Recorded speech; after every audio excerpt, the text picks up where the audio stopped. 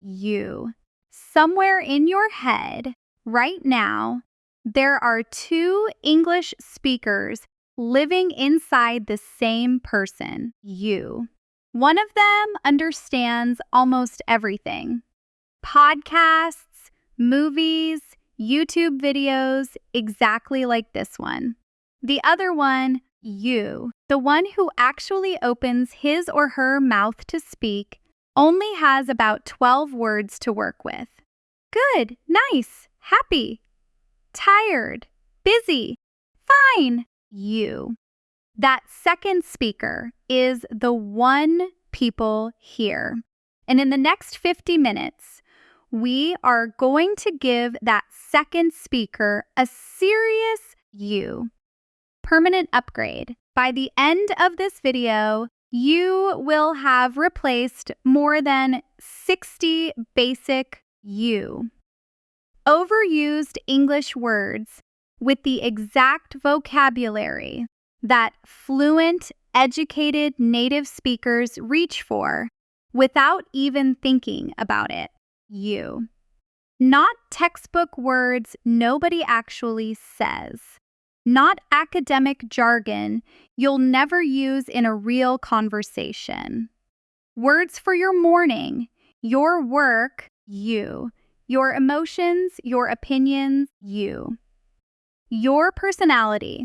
The words a confident C1, C2 speaker uses to describe the same ordinary life you already live, you. Just with far more precision, far more color, and far more control. Here's why this works, you. Your brain doesn't store vocabulary the way a dictionary does, as isolated words with isolated meanings, you. It stores vocabulary the way it stores memories, attached to a place, a feeling, a person, a moment, you.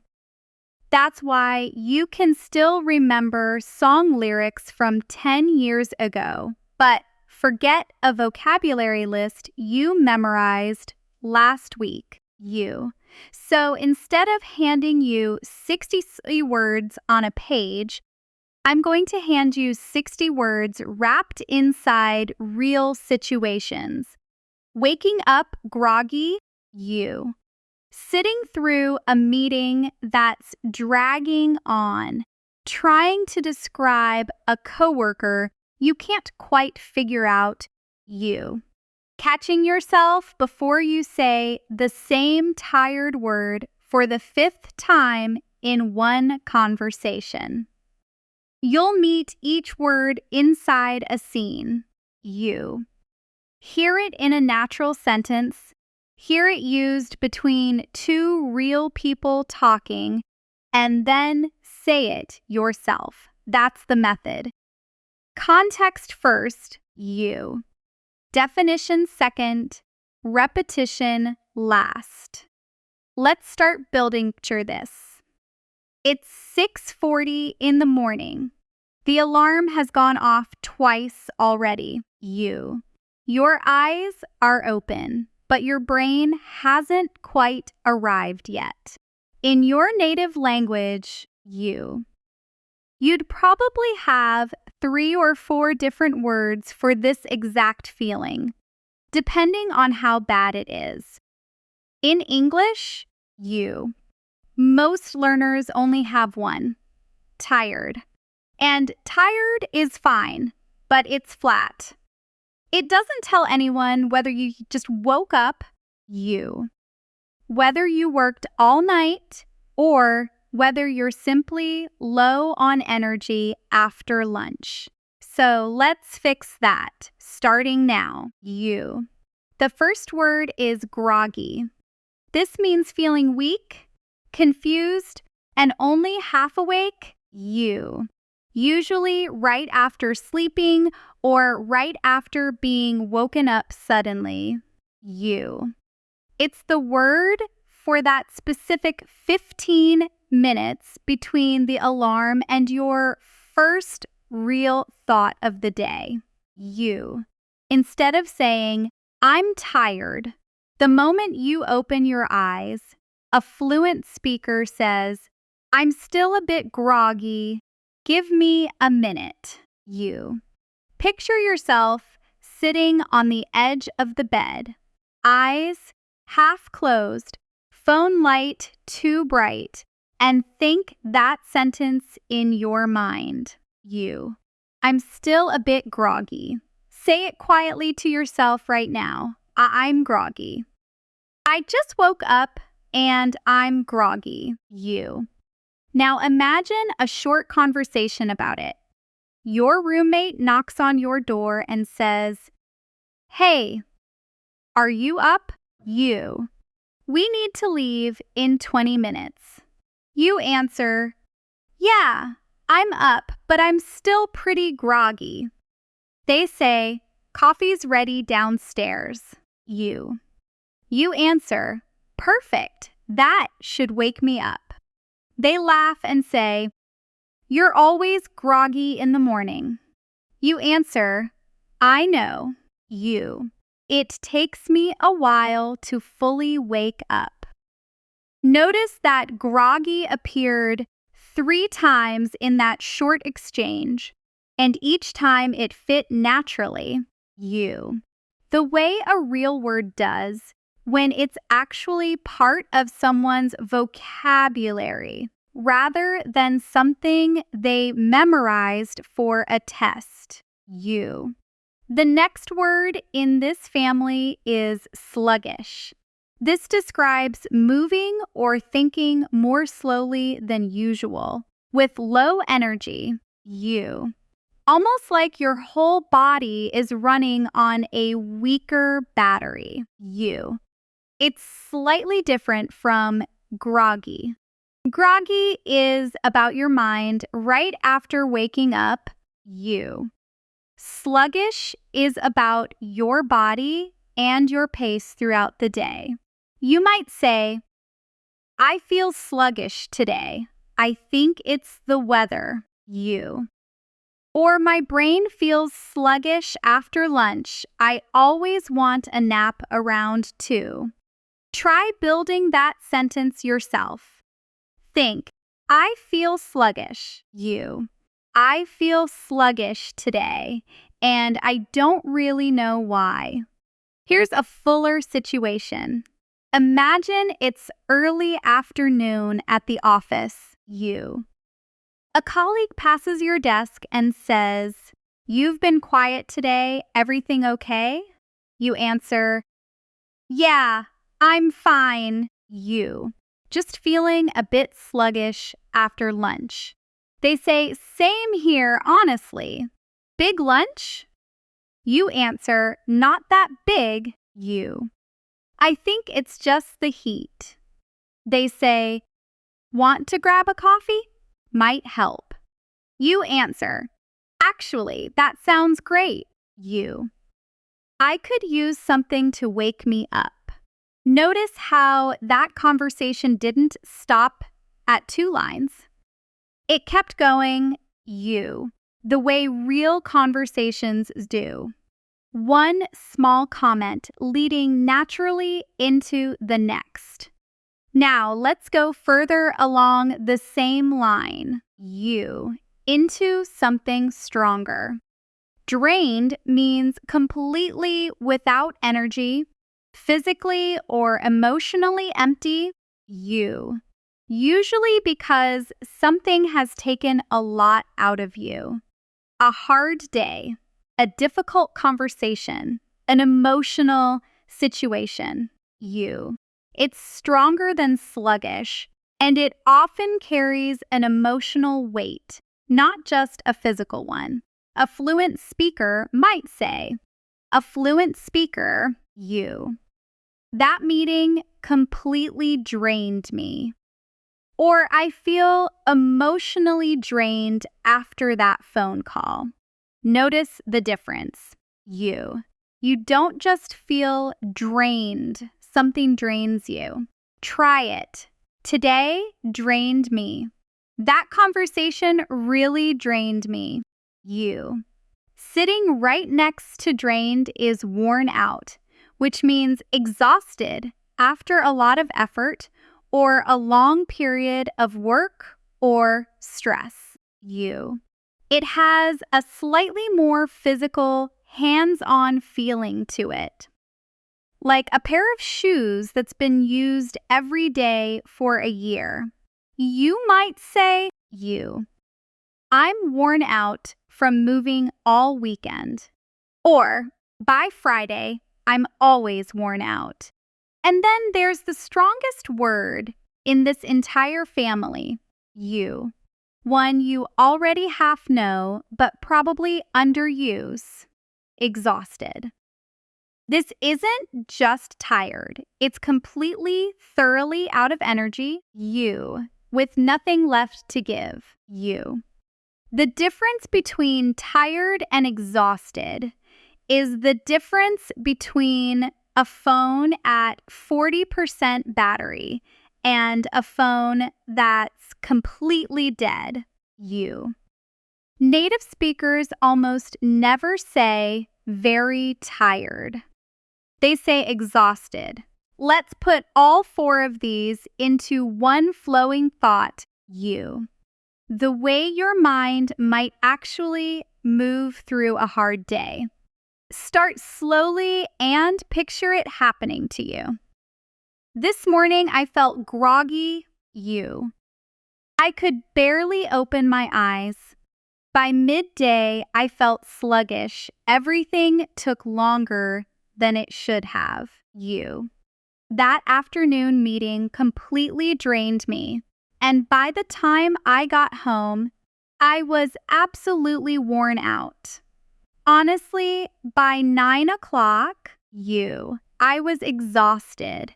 Say that whole sequence again in your mind, slower this time, you, and really feel the difference between each word as the day gets heavier. Groggy, sluggish, drained, worn out, exhausted. Now, you. Of course, energy isn't only low. Let's flip it. Refreshed means feeling rested and full of new energy, usually after sleep, a break, or something relaxing like a shower or a walk outside. You might say, I feel so refreshed after that nap, or a walk outside always leaves me feeling refreshed. One step above refreshed is invigorated, which means filled with energy and enthusiasm, almost like something has switched your energy back on. Cold water, good news, exercise, An exciting idea.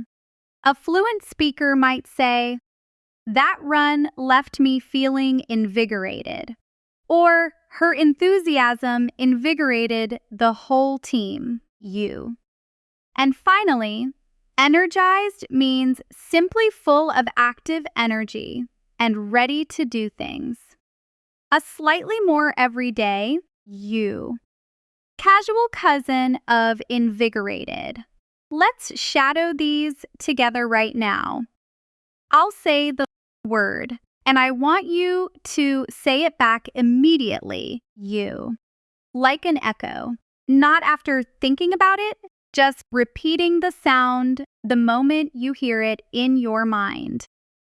This is called shadowing you, and it's one of the fastest ways to move a word from I recognize it to I can say it instantly. Groggy, say it. Sluggish, say it. Drained, say it. Worn out, say it. Exhausted, say it. Refreshed, say it. Invigorated, say it. Energized, say it. Good, That instant, no delay repetition is exactly the habit we're building throughout this whole video, So keep doing it every time I give you a new word, even if I don't remind you. Now imagine a full morning conversation, the kind that actually happens between two friends. Visualize this. It's Saturday morning, sunlight coming through the kitchen window. You. The smell of coffee in the air. Two friends sitting at a small table before heading out for a hike. One of them says, "You. You look way more awake than me right now." You answer, "I actually feel really energized today. I slept so well." They say, "Lucky you." You. "I still feel a little groggy." You answer, "Coffee should help. You'll feel more refreshed in a few minutes." They say, "I hope so." You. "Because after that hike yesterday, I was completely worn out." You answer, "I know, I was drained too." You. "But honestly, this morning, I feel invigorated, ready for round 2. They say, "Okay, that energy is contagious. Let's go." You. That's a full 6-line conversation using almost every word from this block, you. Moving naturally the way real speech does. One idea pulling the next one along instead of stopping after 2 short lines, you. That is genuinely excellent work for the first block of this video. You've just replaced one flat you, overused word, tired, with 8 precise natural alternatives, you. And you've already used every single one of them inside a real conversation, not just a list. That's real vocabulary building, you. And you should feel good about it. Let's keep this exact same energy and move into our next situation. The vocabulary of being busy, you. Picture your inbox. 42 unread emails. 3 meetings back to back. A deadline that was supposed to be yesterday, you. Most learners described this entire situation with one single word, busy. But busy doesn't tell anyone how busy or how it feels, you, or whether you're in control of it or drowning in it. Fluent speakers have an entire wardrobe of words for this feeling, you, and we're going to put several of them on right now. First, swamped, you. This means having so much work or so many things to deal with that you can barely keep up, like water rising around you. You might say, you, "I'm completely swamped this week." Or, "Sorry for the slow reply. I've been swamped at work." Picture yourself at your desk, you. 3 tabs open, phone buzzing, and think the sentence. "I'm swamped right now." "I'm absolutely swamped this week." You. Right next to it sits snowed under, you, which paints almost the same picture but with a different image. Imagine literally being buried under snow, unable to move, you. It means overwhelmed with work or tasks, usually temporarily. You could say, "I've been snowed under with paperwork lately," you. Or, "She's snowed under with client requests this month." And then there's overwhelmed itself, the broader you. More emotional word, feeling like you have more to handle, mentally or emotionally, than you're able to deal with right now, you. Overwhelmed can describe work, but it can also describe feelings, decisions, even good news that arrives all at once. You. Here's where connected speech becomes important. You. Because this is exactly the kind of sentence native speakers compress heavily in fast conversation. You. Listen to the difference between careful, slow speech and natural, fast speech. Slowly. Are you busy right now? You. Now, at natural native speed, those words blend together and the vowels shorten, so it often sounds closer to "Are ya buzzy right now?" You, with the U almost disappearing into the R. Try saying it both ways yourself. First slowly, word by word, you. Are you busy right now? And then faster, letting the words melt together. Are ya busy right now? You. This blending is called connected speech, and native speakers do it constantly without noticing. You. The more you practice hearing and producing it, the less foreign fast English will sound to you. You. Here's one more example of the same pattern. Slowly. What are you doing today? At natural speed, you. This often becomes something closer to whatcha doing today. The what are you collapsing into one quick sound. Try it slowly first. You. What are you doing today? Now faster. What you doing today? This isn't lazy speech, you. It's simply how spoken English naturally flows. When people aren't reading from a script, you. And recognizing this pattern will help your listening jump forward almost overnight. Let's continue building our busy vocabulary. You. Juggling means trying to manage several tasks, responsibilities, or roles at the same time. You.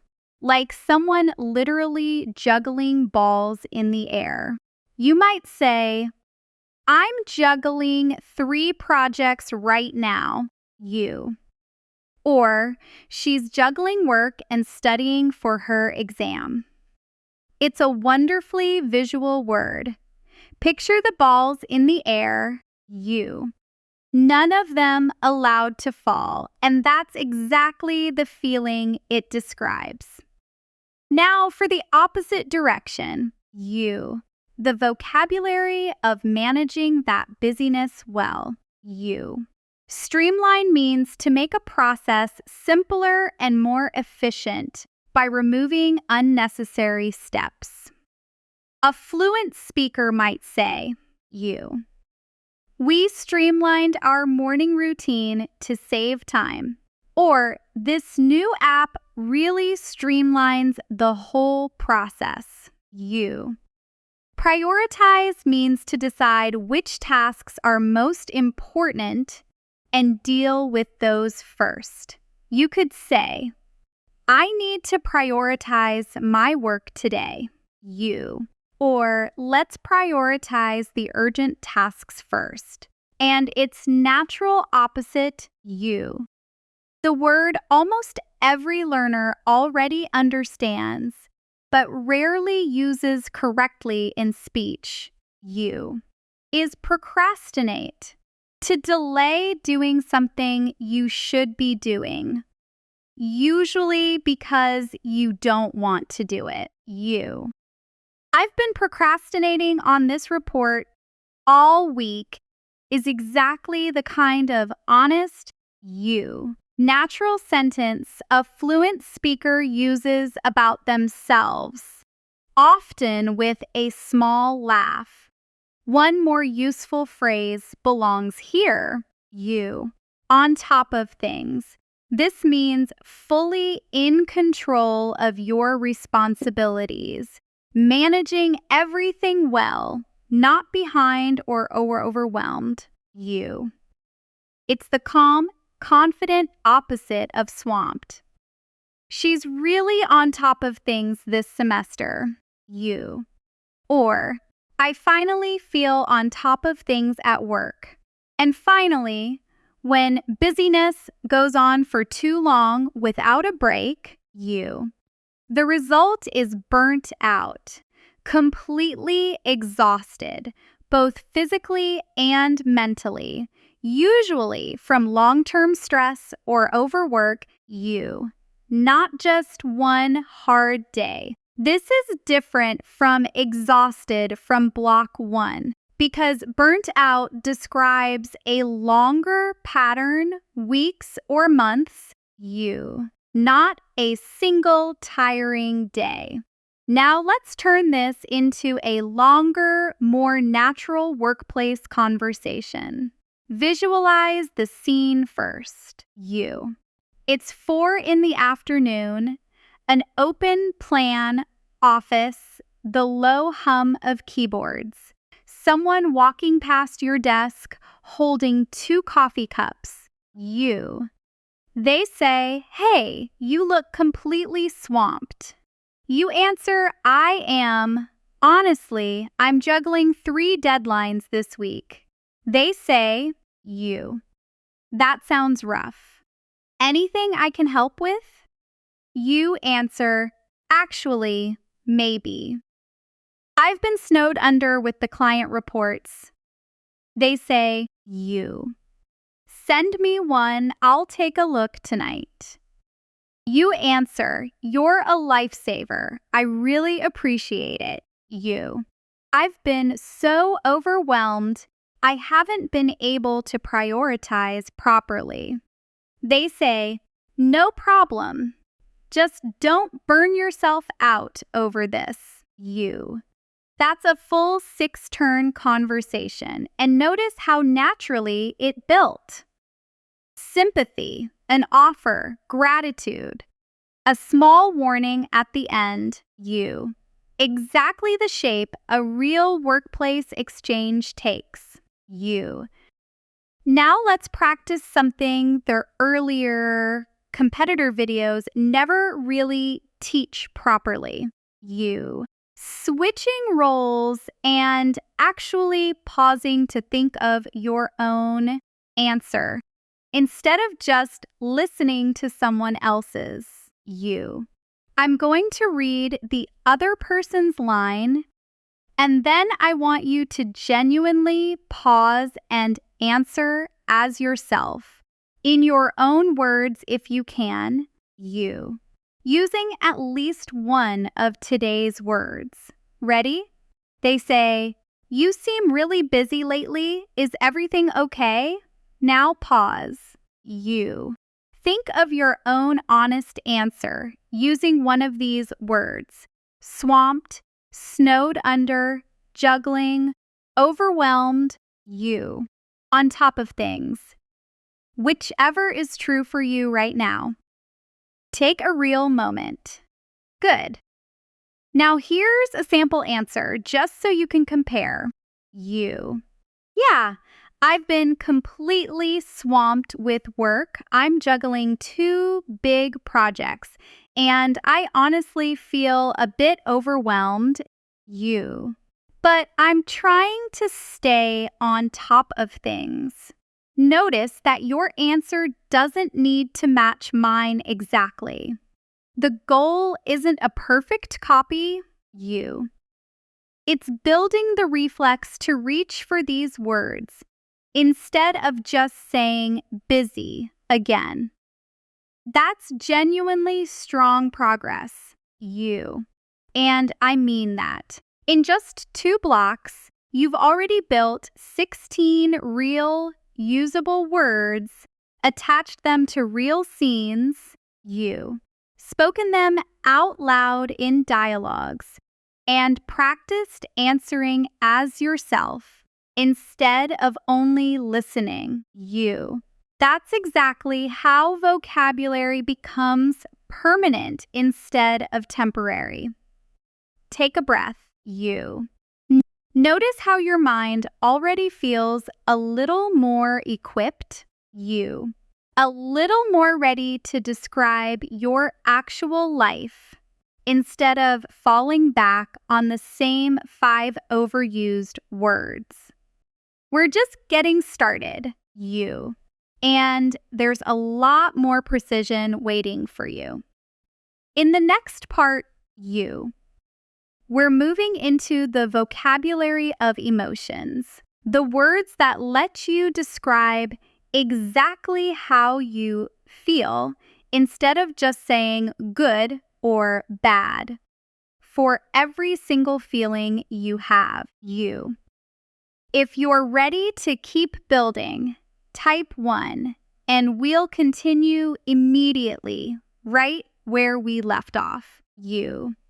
Let's move straight into the vocabulary of emotions, because this is where most learners lose the most color in their English. You.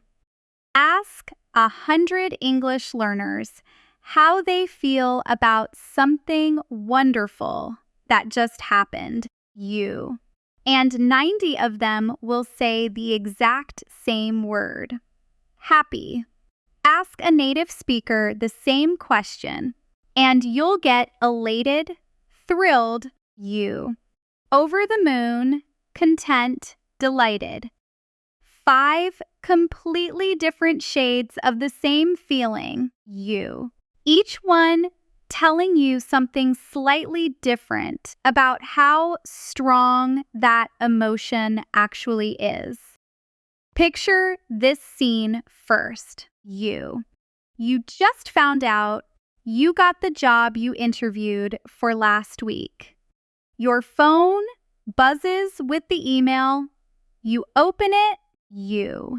And there it is, the offer. What do you feel in that exact moment? Not just happy, something much bigger.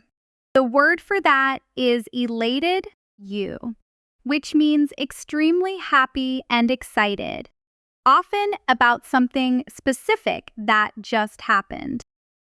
You might say, you. I was absolutely elated when I got the offer, or she looked elated after the results came in. Feel that moment in your mind, you. The phone in your hand, the message on the screen, and think, I'm elated. I just got the news and I'm elated. Slightly more casual, you. But just as strong is thrilled. Extremely pleased and excited about something, you. It's a word you'll hear constantly in real conversation because it works in almost any excited context, you. We're thrilled to announce the launch. I was thrilled when she said yes. He's thrilled about the trip, you. Notice that thrilled is often followed by about or when. So practice building the full sentence, not just the word alone, you. I'm thrilled about this. I'm thrilled that it worked out. Now for something calmer, you. A quieter kind of happiness that doesn't burst out loud but sits comfortably inside you, you. Content means satisfied and at peace with your life or situation, not necessarily excited, you. Just genuinely okay and good with where things are. I'm not rich, but I'm content. Or, after years of chasing more, you. She finally feels content, you. This word matters because it fills a gap most learners don't even know exists, the space between happy and fine, a real you. Mature kind of satisfaction. Sitting close to content is at ease, meaning relaxed, comfortable, and free of worry or tension, you. You could say, I feel completely at ease around her. Or, once the exam was over, I finally felt at ease. You. And when someone's whole general mood tends to be positive and hopeful day after day, you.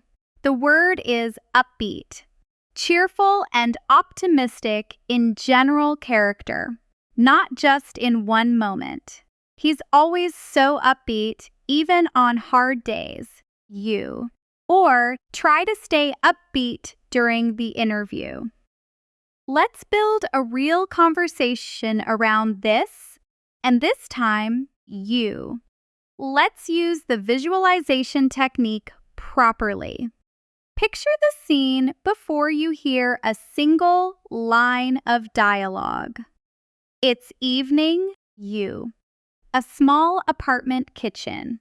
Warm light over the table, you. Two friends sitting with cups of tea after one of them just got back from a big job interview. The friend who stayed home says, So, you. How did it go? You answer, Honestly, I feel really good about it. I think I'm going to get an offer. They say, That's amazing, you. You seem so upbeat right now. You answer, I am. I felt so at ease during the interview. It just clicked. They say, See, you. I told you that you were ready. You answer, You did. And now I'm genuinely thrilled just thinking about the possibility. They say, You. When do you find out? You answer, Friday, and if it's good news, I think I'll be absolutely elated. You. Notice how that entire conversation stayed inside one continuous emotional arc, 6 lines deep, you. Each one adding a little more detail instead of just repeating the same short answer. Now, the harder, you. More important half of this block. The vocabulary of stress and difficult feelings, you. Because pretending these emotions don't exist doesn't make you fluent. It just makes you silent. Picture a different scene, you. It's the night before a big presentation. Papers spread across your desk. The clock reading past midnight, you. Your mind refusing to slow down. The first word here is anxious, meaning feeling worried and nervous about something that might happen, you. Usually about the future. I'm anxious about tomorrow's presentation. Or, she's been anxious ever since the diagnosis, you. A slightly more specific, slightly more formal cousin is apprehensive, feeling worried or fearful about something that's coming, you. Often with a sense of uncertainty about the outcome. I'm a little apprehensive about the results, you. Or he felt apprehensive walking into the interview room. The difference between the two is subtle. Anxious often feels more physical, you. More urgent. Apprehensive feels a bit more thoughtful, more like quiet dread sitting in the background of your mind. Next, frustrated, you. Meaning annoyed or upset because something isn't working the way you want it to, or because you feel stuck, you. I'm so frustrated with this internet connection. Or he got frustrated when the plan kept changing, you. Slightly sharper than frustrated is irritated. Feeling annoyed. often by something small or repeated, like a sound or a habit. You. Her constant tapping was starting to irritate me. Or I get irritated when people are late without telling me. You. And when that irritation builds into something more constant, a state rather than a single moment, we call it being on edge. Tense, you. Nervous and easily upset, ready to react strongly to almost anything. I've been on edge all week because of the deadline, you. Or don't mind him, he's a bit on edge today. Here's another connected speech moment worth stopping for, you. Listen to how native speakers naturally compress "I am going to" in fast, casual conversation. Slowly. I am going to be honest with you. You. I'm feeling really anxious. At natural speed, I am going to almost always shortens to something closer to I'm gonna, you. So the sentence becomes, I'm gonna be honest with you. I'm feeling really anxious. Try both versions yourself. First the slow, you. Careful version, then the fast, natural one. I am going to tell you. I'm gonna tell you. You. This gonna sound isn't slang you should avoid. It's simply how almost every native speaker talks in real, unscripted conversation, you. And recognizing it instantly will make fast native speech far less intimidating to your ear, you. Let's turn this second half of the emotional vocabulary into a real, slightly heavier conversation. Again, starting with a visualization. You. Picture two coworkers standing by the coffee machine on a Monday morning, one of them clearly not having a great start to the week. You. They say, "You look a bit stressed. Everything all right?" You answer, "Honestly, I'm pretty anxious about this afternoon's client call." You. They say, "The big one with the new account?" You answer, "Yeah, that one." You. "I've also been feeling kind of on edge all morning because of it." They say, "That's understandable. Those calls are always intense." You. You answer, "I know, and I get a little irritated with myself for being this nervous over a phone call." They say, you. "Don't be too hard on yourself. It's normal to feel apprehensive before something important." You answer, "You're right, you. I just need to breathe and remind myself I've prepared well." That's a full, emotionally honest 6-line exchange, you. The kind that shows real fluency isn't about only using happy words. It's about being able to talk about the hard days too, you, clearly and naturally. Now, let's do the role switch technique again, because this is exactly the skill most learners never practice, you. Producing your own honest answer under a small amount of pressure. Here's the line. Someone says to you, "You seem really on edge lately." You. "Is something bothering you?" Pause right now, you, and actually build your own answer in your mind using at least one word from this block: anxious, apprehensive, frustrated, irritated, you on edge. Take a real moment before continuing. Good. Here's a sample response to compare against your own. Yeah, honestly, you.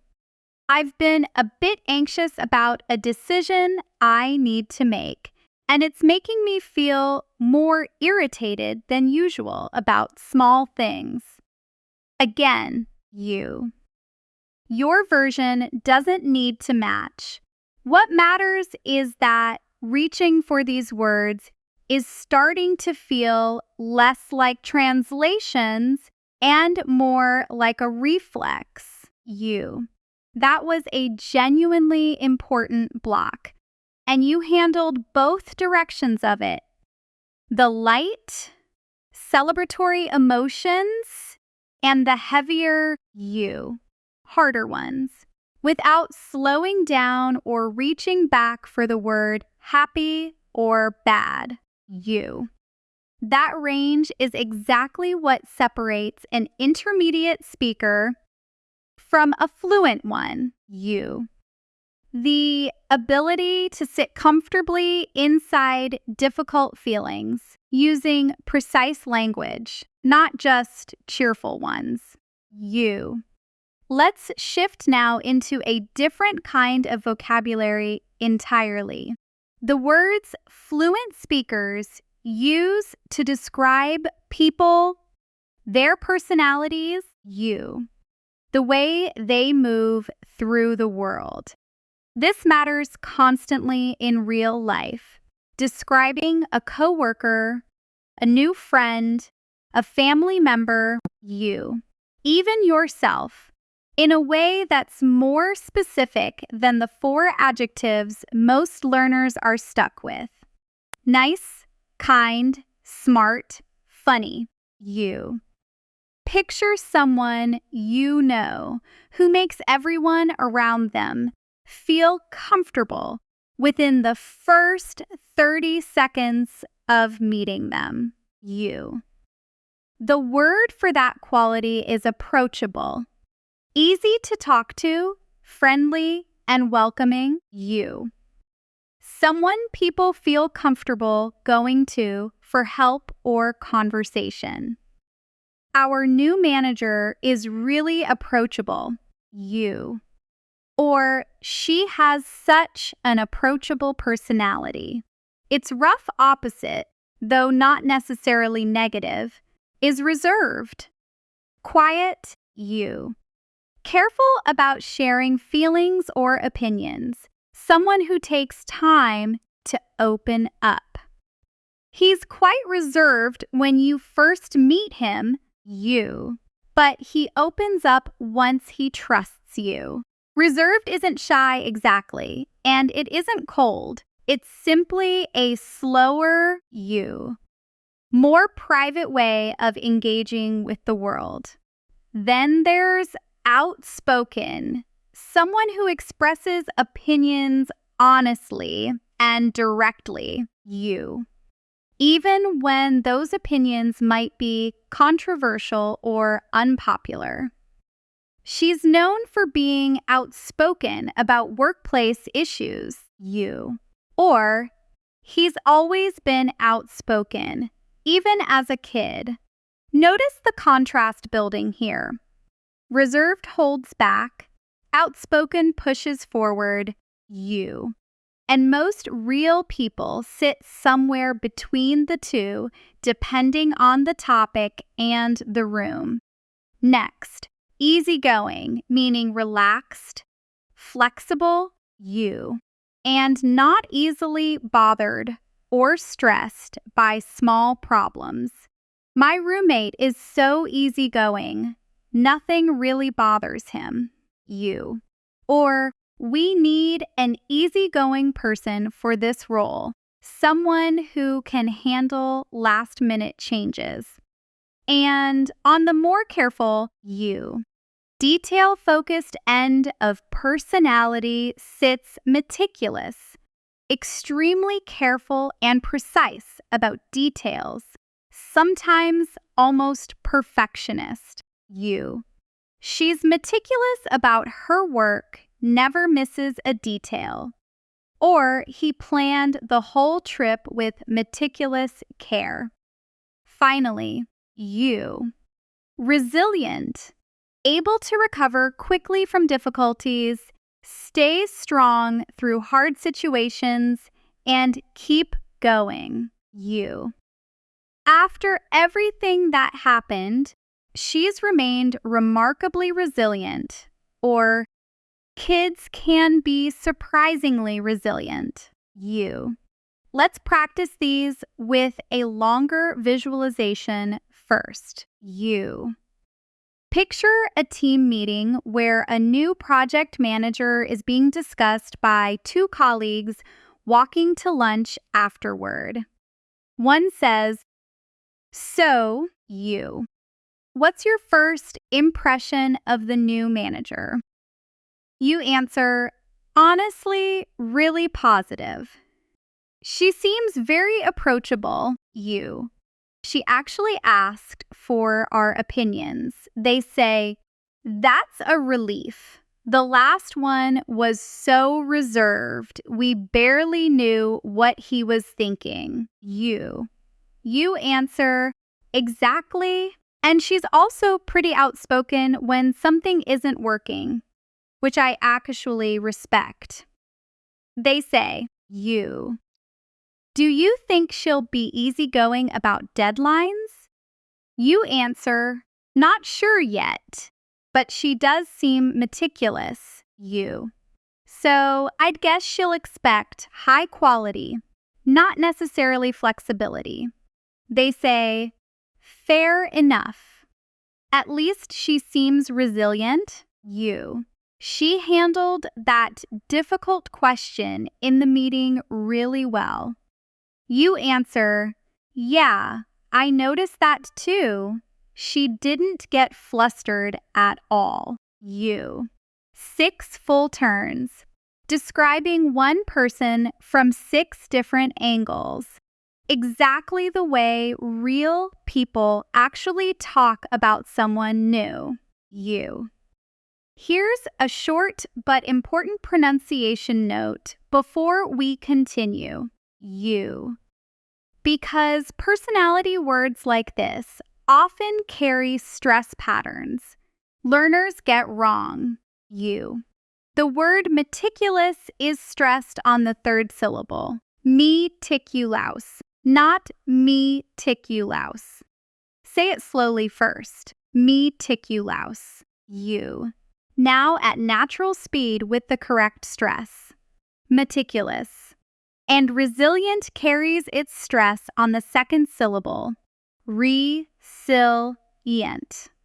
Slowly, you, resilient, naturally resilient, you. Getting word stress right matters just as much as getting the sound right.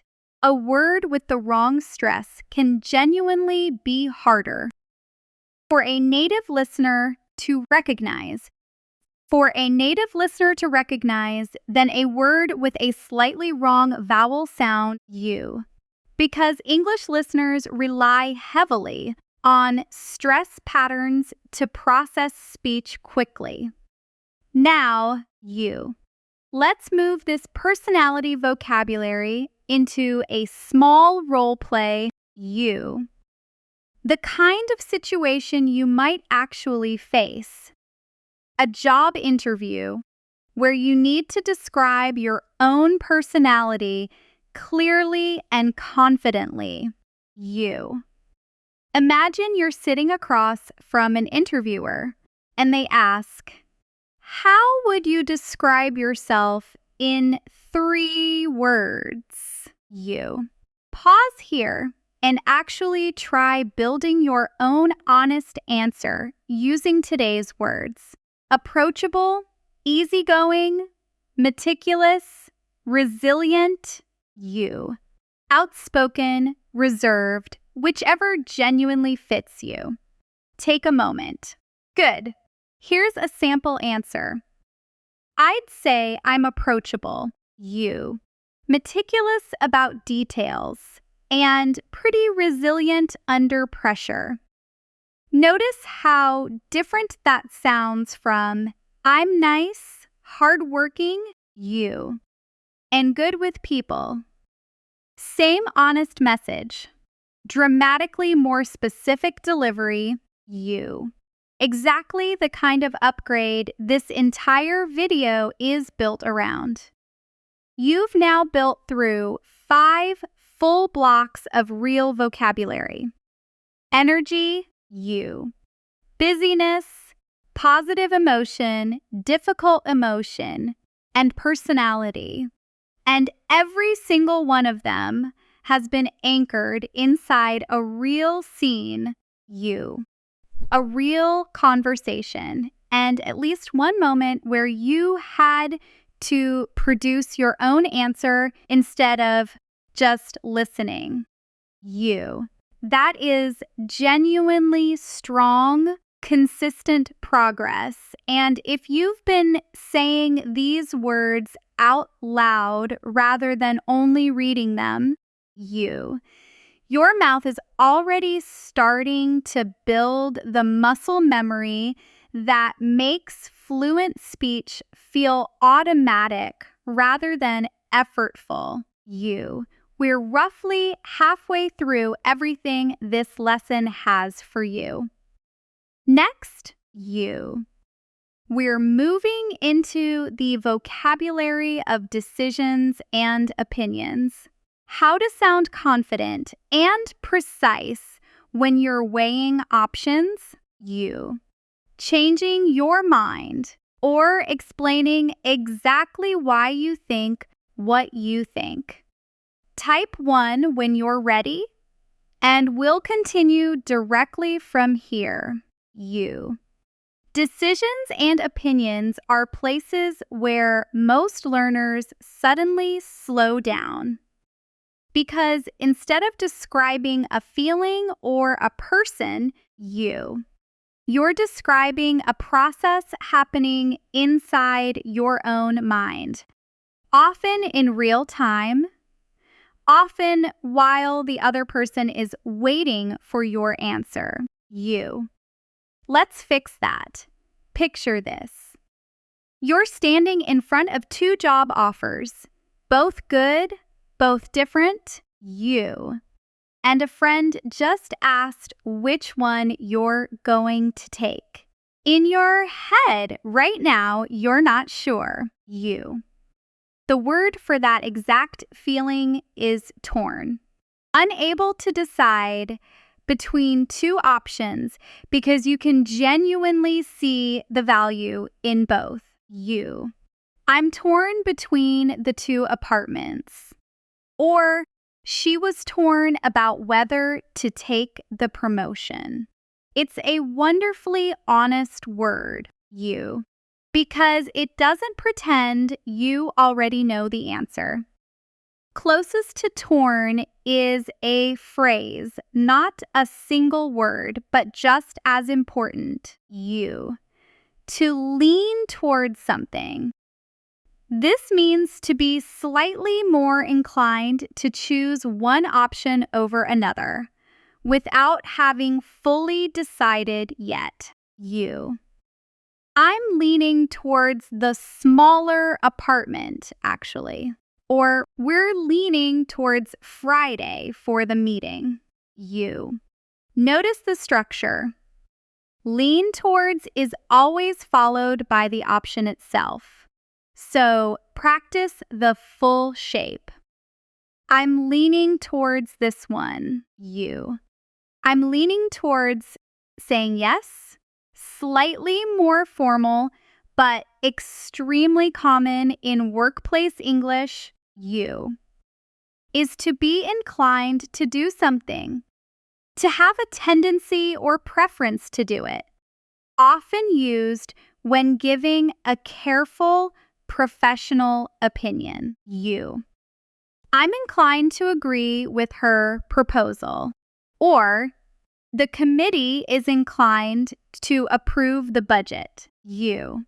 And when you actually sit down and think carefully about the pros and cons of each option, comparing them seriously before deciding, the phrase is to weigh up something.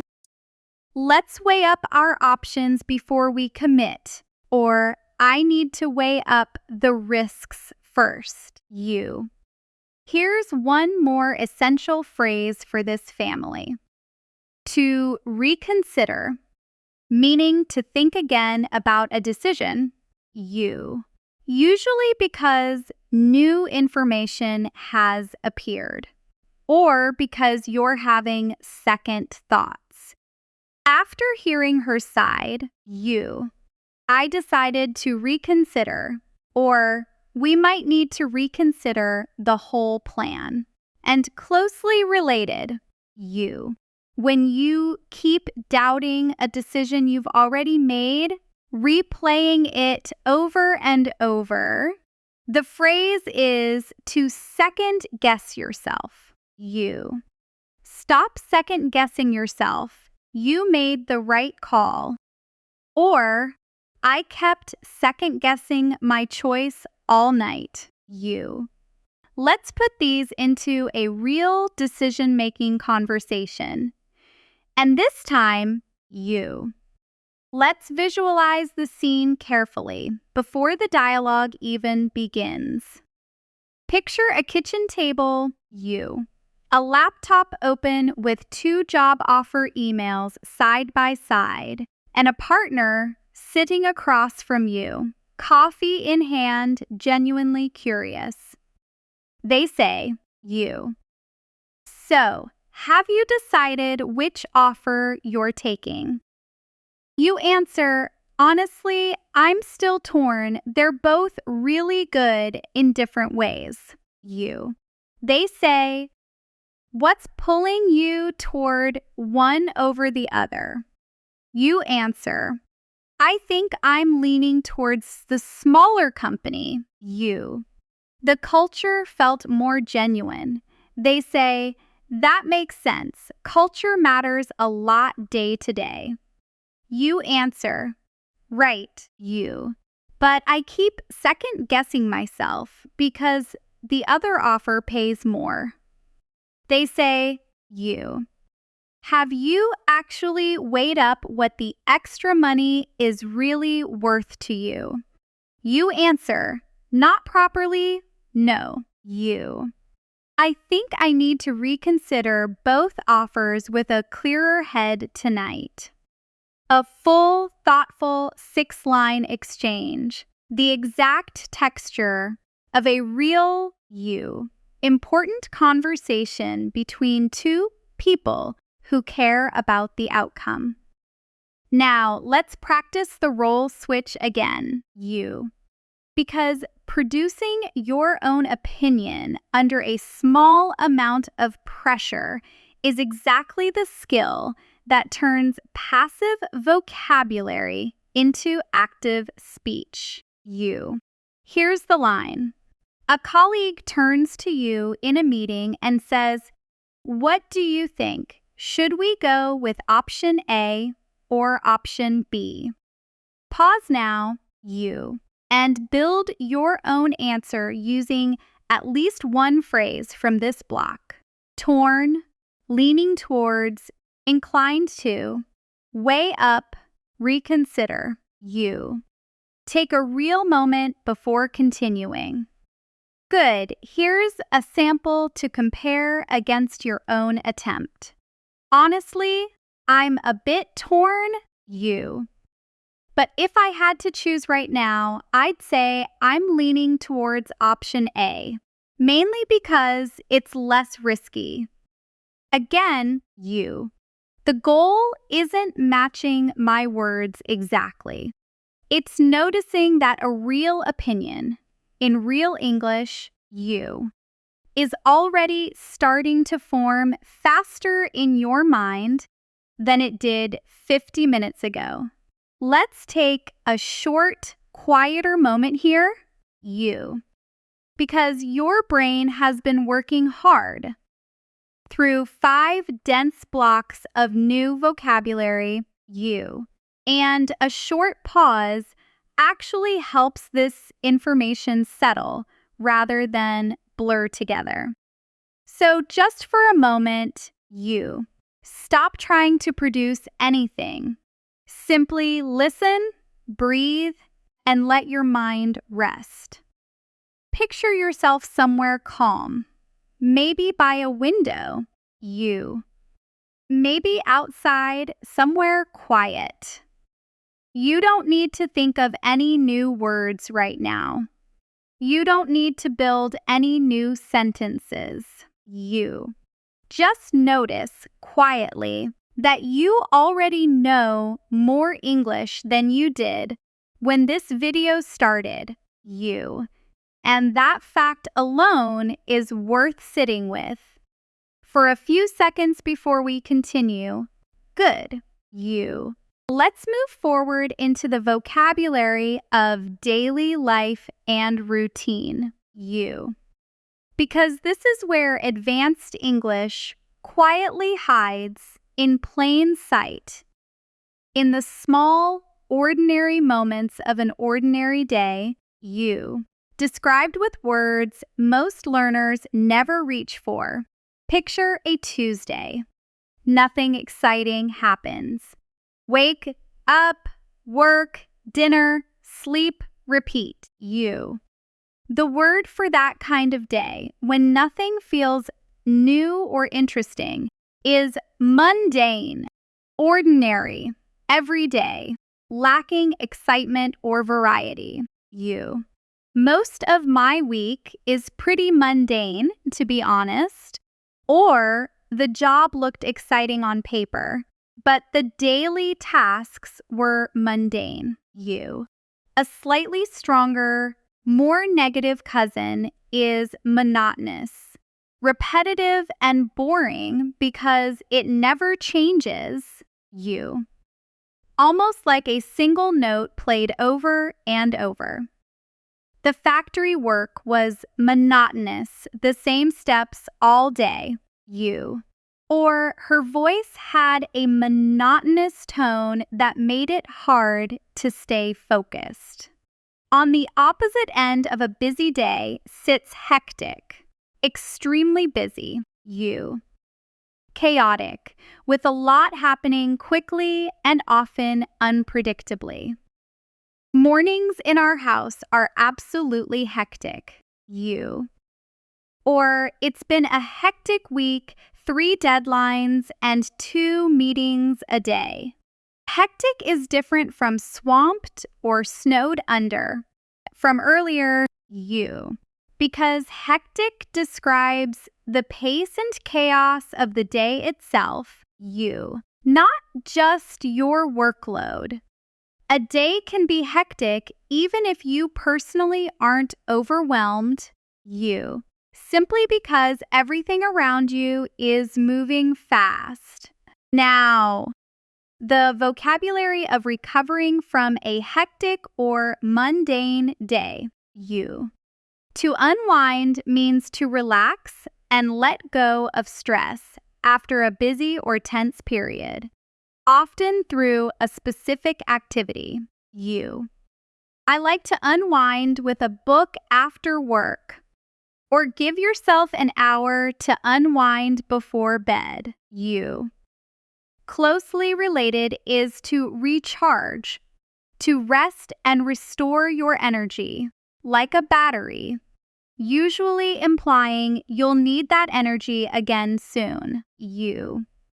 I spent the weekend just recharging. Or take a walk, it'll help you recharge. And finally, to indulge, you. Meaning to allow yourself to enjoy something pleasurable, often something you don't normally allow yourself, without guilt, you. I indulged in a slice of cake after that long week.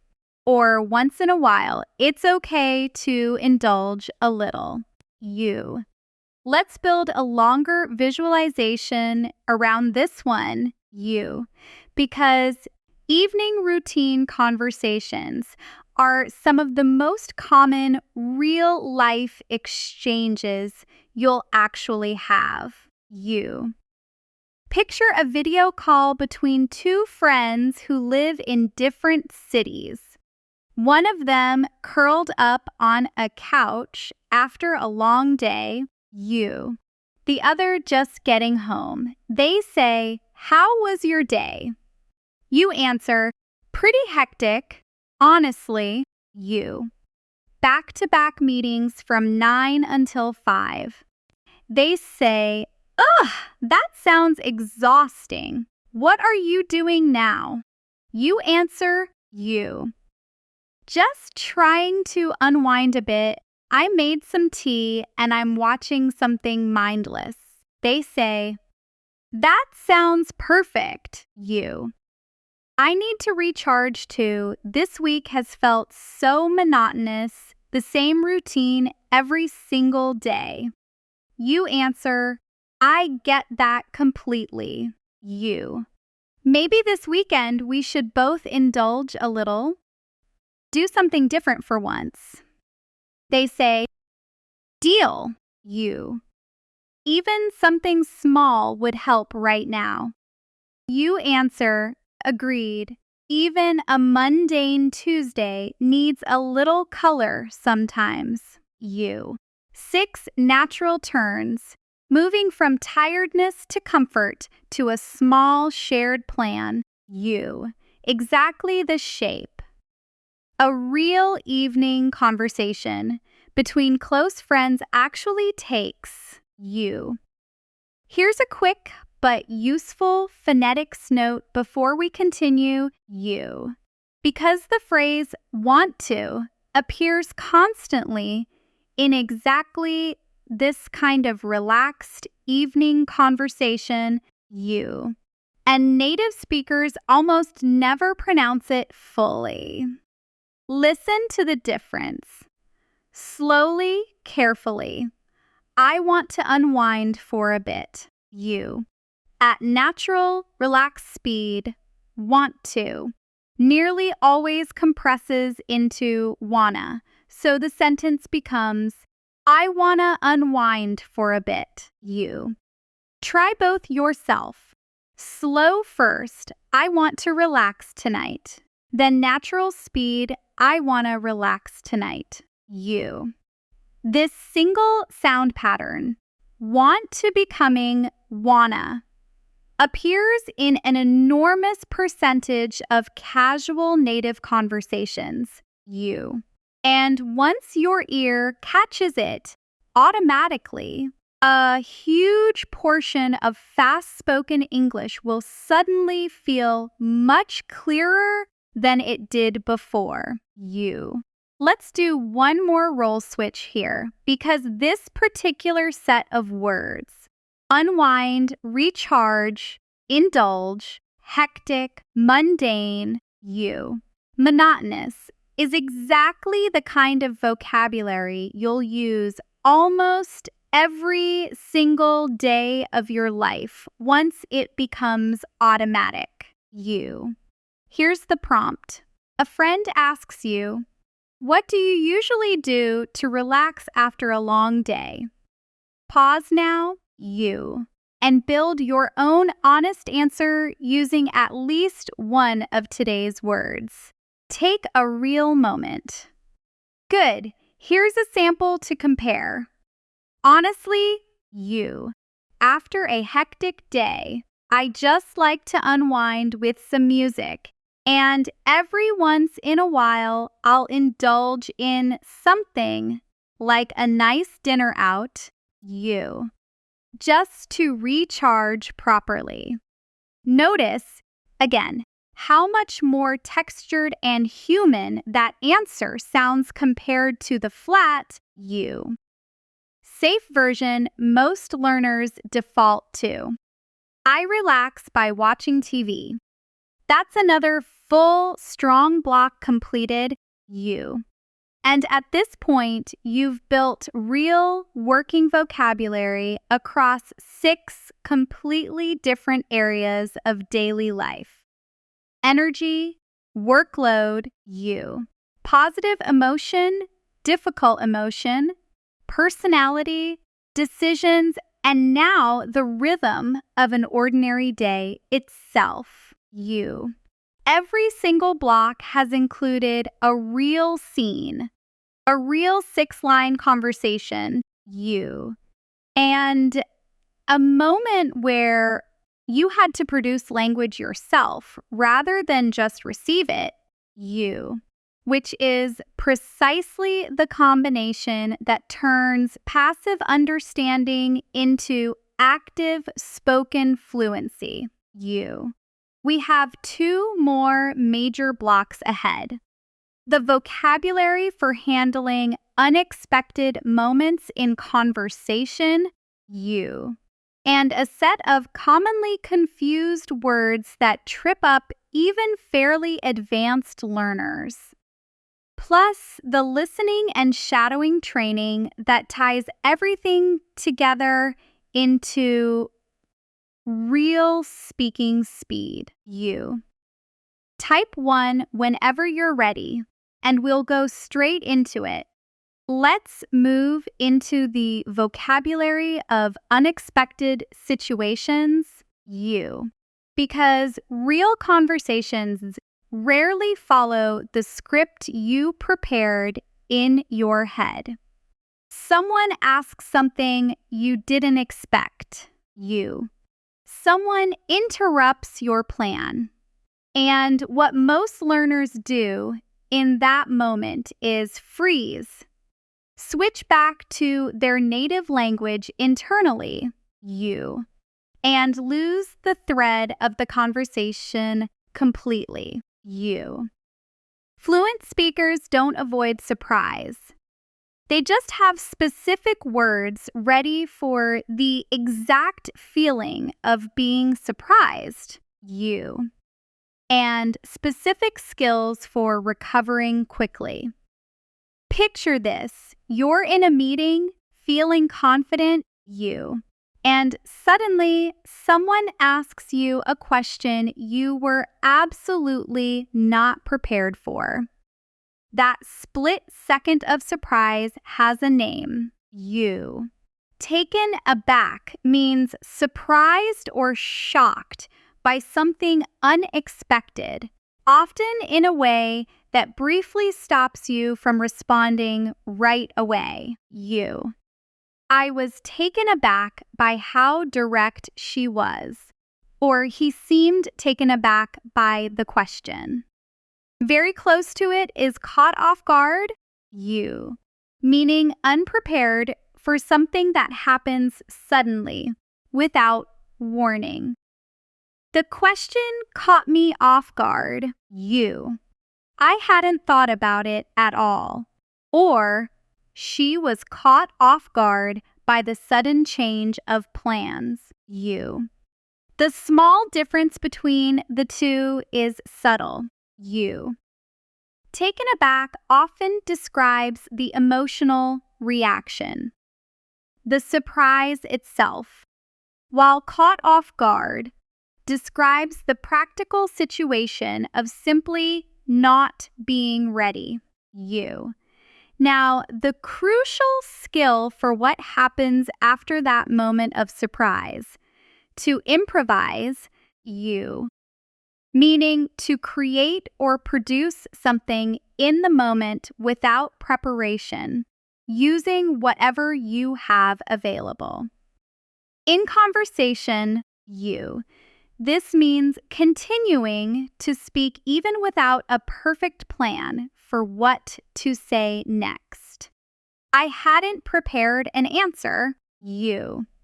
So I just had to improvise. Or when the presentation software crashed, she improvised beautifully, you. This is genuinely one of the most important fluency skills there is. The ability to keep speaking, imperfectly but confidently, you, rather than stopping completely. And once you're speaking, 2 more words help you speak well under that pressure, you. To articulate means to express your thoughts or ideas clearly and effectively in a way that's easy for someone else to understand. You. He articulated his concerns really clearly, or I struggled to articulate exactly what I meant. You. And to elaborate means to give more detail or explanation about something you've already said, usually because someone asked you to, you, or because your first answer was too short. Could you elaborate on that point? Or let me elaborate a little further. You.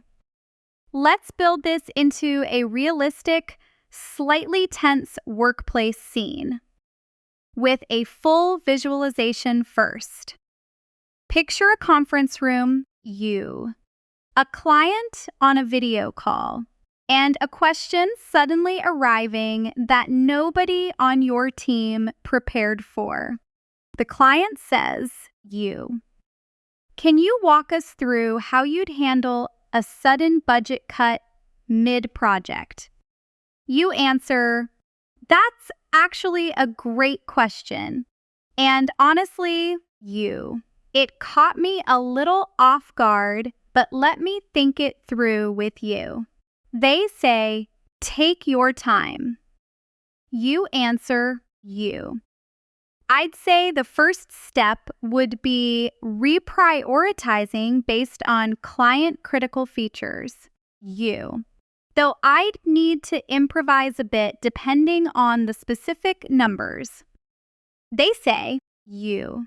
Could you elaborate on what client critical means in this case? You answer, of course, you. I mean the features that directly affect what the client sees and uses daily, as opposed to internal improvements. They say, you. That makes sense. Thank you for articulating that so clearly. You answer, happy to. I was a bit taken aback by the question at first, you. But it's actually a really important scenario to plan for.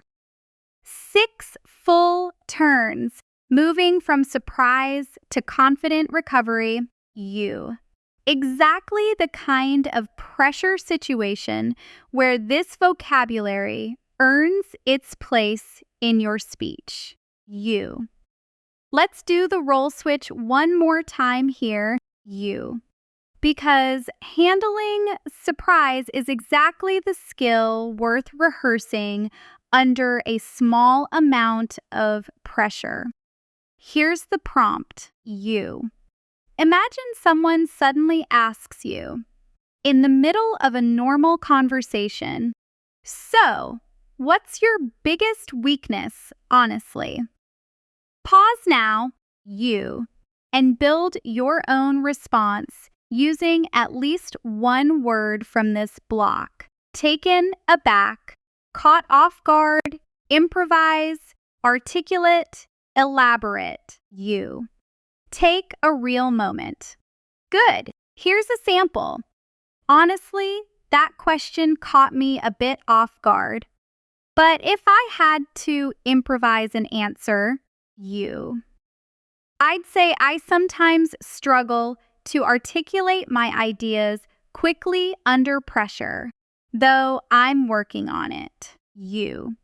Notice how the sentence itself demonstrates the very skill it describes. Improvising a clear, complete answer to a surprising question, you. Live in real time. Now, let's clean up something that trips up even advanced learners, you. Groups of words that seem like simple synonyms but actually carry different strength or different feeling, you. And mixing them up can make your English sound slightly off even when your grammar is perfect. You. Think of this as your final vocabulary check before we bring everything together. Start with the tired family you, because we built most of it earlier. Tired is the general neutral word, the starting point. Sluggish is tired combined with slowness, you. A low energy feeling in your body or mind. Drained is tired combined with emptiness, you. Usually after something emotionally or mentally demanding. Worn out is tired, combined with physical effort, you. Like your body has genuinely been used hard. And exhausted is simply tired at its absolute maximum. Nothing left to give at all, you. Picture the scale in your mind as a straight line. Tired, then sluggish, then worn out, then drained, then exhausted, you. Each one heavier than the last next, the happy family. Happy is the general neutral word. Content is calm, settled happiness, you. Satisfaction without excitement. Elated is happy plus a strong emotional spike, usually tied to a specific recent event, you. And thrilled is elated's slightly more casual, more commonly spoken cousin, used constantly in everyday excited conversation, you. So if a friend asks how you feel about a small, quiet, good thing in your life, content fits best, you.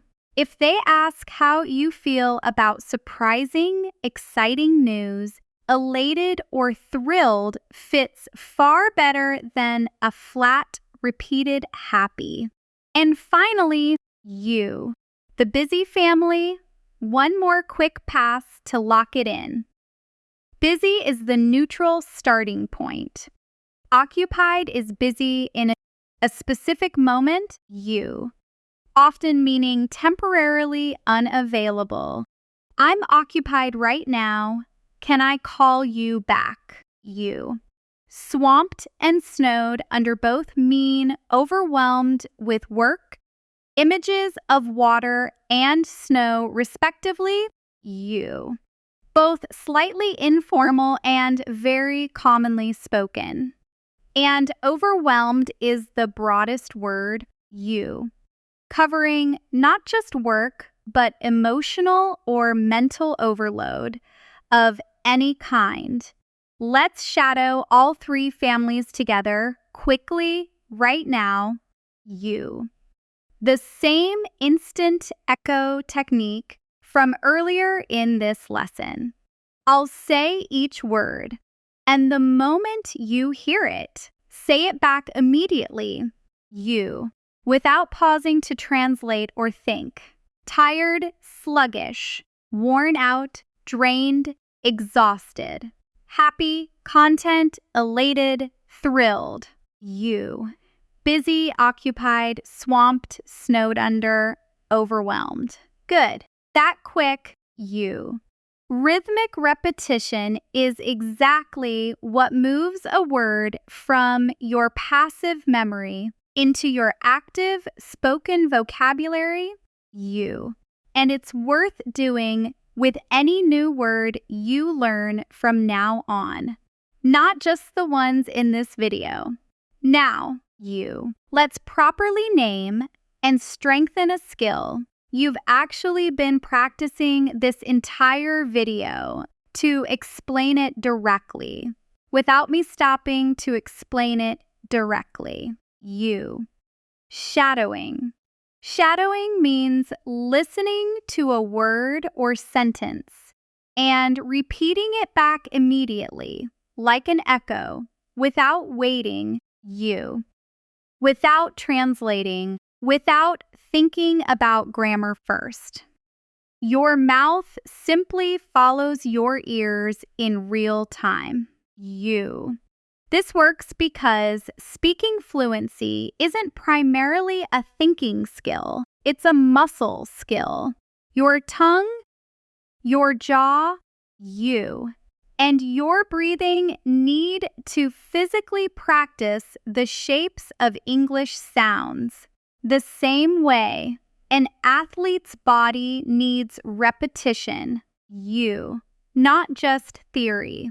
Every time in this video where I said a word and asked you to say it back instantly, that was shadowing you. And it's genuinely one of the fastest ways to move from recognizing English to producing it naturally. You. There's a second listening skill worth naming clearly too, because it solves one of the most common fears learners have, you. The fear of fast native speech.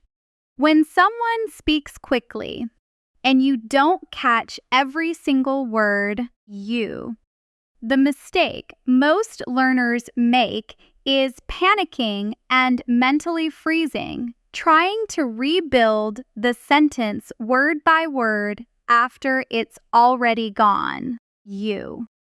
Fluent listeners do something completely different. They listen for the overall idea, the gist, rather than every individual word, and they respond to that idea using small, natural reactions like, I see, that makes sense. Right? Okay. Which buy them time and keep the conversation flowing even when a detail or two slips past them. Let's practice this right now. Listen to this fast sentence just once without trying to catch every word. Yeah! So basically, the whole schedule got pushed back because the client wanted to review everything one more time before we move forward. Now, don't try to repeat it word for word. Just tell yourself quietly what the general idea was.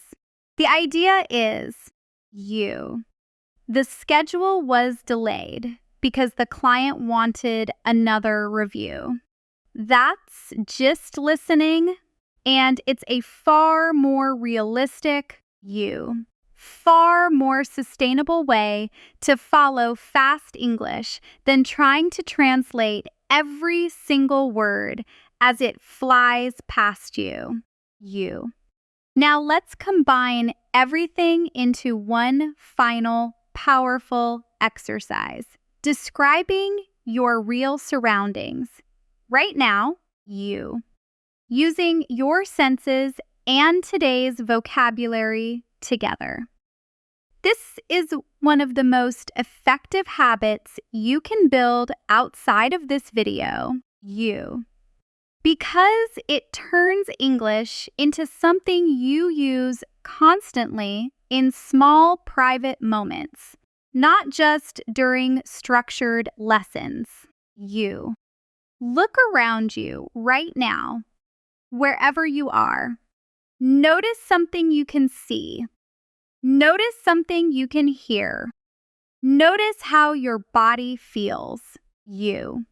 And build a few honest sentences in your mind using today's words. Here's an example to guide you. I'm sitting here, and honestly, I feel a bit drained after a long day, but also strangely content, just sitting quietly. I can hear something faint in the background, and it feels mundane in a comforting way. Nothing hectic about this exact moment. Now try it yourself, quietly, in your own mind, using your own real surroundings and at least 2 or 3 words from today's lesson. Take a real moment and actually do this, you. Don't just read past it. This is where today's vocabulary stops being material from a video and starts becoming a genuine reflex inside your own thinking, you. Now, let's finish with a full fluency round, moving quickly through everything we built today without stopping, you. The way a truly fluent speaker's mind actually moves. Fast, connected, without translation. I'll guide you through it, you. And I want you to feel each word land, one right after another. This morning you might feel groggy, then sluggish by midday, you. Completely drained by a hard meeting, worn out by the evening, you. Maybe even exhausted by the time you get home. But a good night's sleep leaves you refreshed, invigorated, energized again, you. At work, you might feel swamped, snowed under, juggling too many tasks at once. But if you prioritize well and streamline your process, you stay on top of things instead of getting burnt out. Good news can leave you elated, thrilled, you, simply content with how things turned out.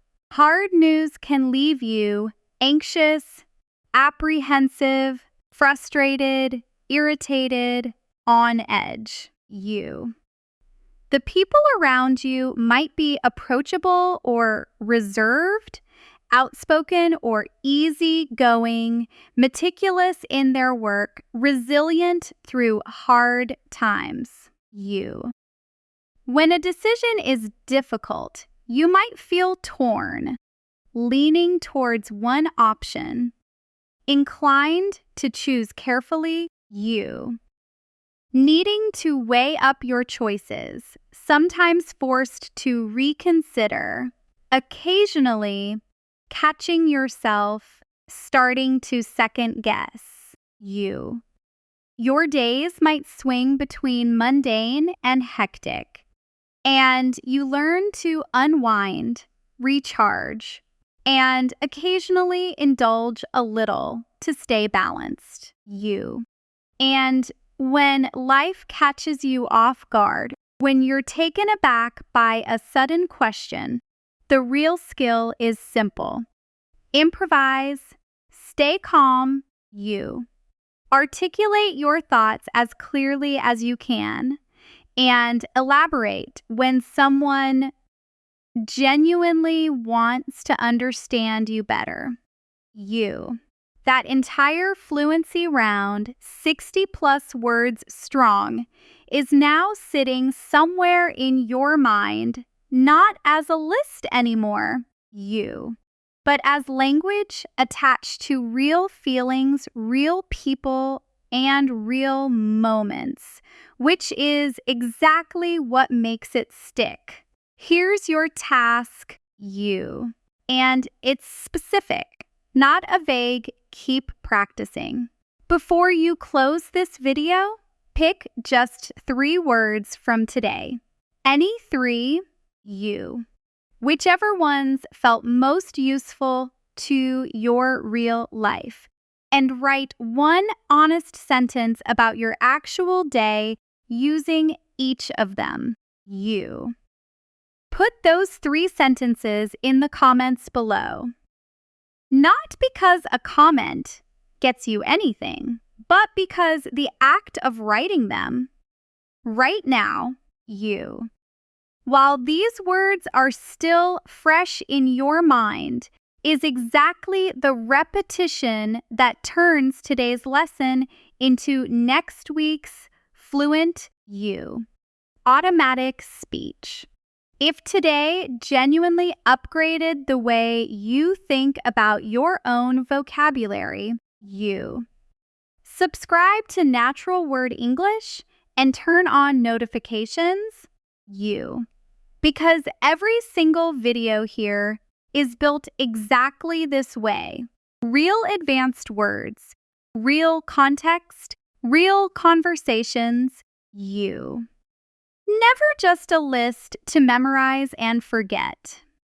Keep noticing the flat, overused words in your own English this week. And keep quietly, you. Deliberately replacing them one honest sentence at a time. I'll see you in the next lesson.